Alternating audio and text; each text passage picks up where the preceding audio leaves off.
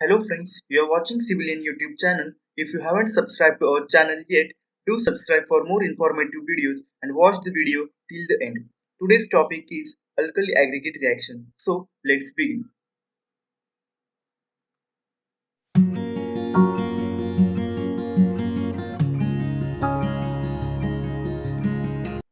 What is alkali aggregate reaction? It is deterioration of the concrete due to the reaction of alkalis and aggregates, that is, the reaction between reactive minerals present in some of the aggregates and alkalis present in pore solution formed during the hydration of cement, that is, sodium oxide and potassium oxide. The aggregates are chemically attacked inside the hardened concrete and cause cracking. Many failures of the concrete structures like pavement, piers, and seawalls could be attributed to alkali aggregate reaction. The alkali aggregate reaction comprises the alkali silica reaction and the alkali carbonate reaction. In this, alkali silica reaction is most common, and in today's video we will discuss only alkali silica reaction. Alkali silica reaction, that is ASR.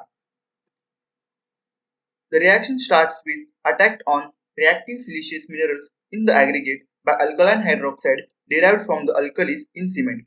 As a result, the alkali silicate gels of unlimited swelling take place, which causes disruption of the concrete with spreading of pattern cracks or map cracking and eventually the failure of the concrete structure. Here, in this image, swellable gel is shown. The expansion is the result of water absorption by the reaction products.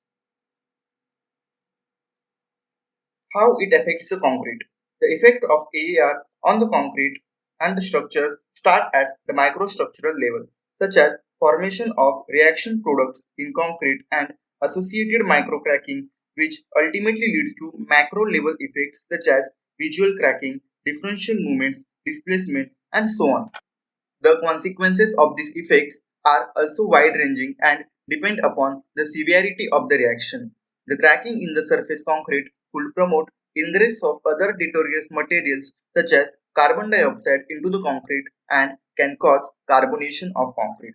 The map cracking reduces the modulus of elasticity of the concrete. It also reduces the compressive strength of the concrete and can cause additional stresses in the reinforcing steel. Now, let's see the factors that promotes alkali aggregate reaction. The first is reactive type of aggregates. The type of rocks which contain reactive constituents include traps, andesites, rhyolites, siliceous limestones, and certain types of sandstone. Second is high alkali content in cement. It is one of the most important factors contributing to aggregate alkali reaction. Many specifications restricts alkali content in cement to less than 0.6%. Next is availability of moisture. For the progress of alkali aggregate reaction, presence of water is required. The reaction takes place due to the penetration of water into structure. Fourth one is optimum temperature conditions. The ideal temperature for aggregate alkali reaction is 10 to 38 degrees Celsius.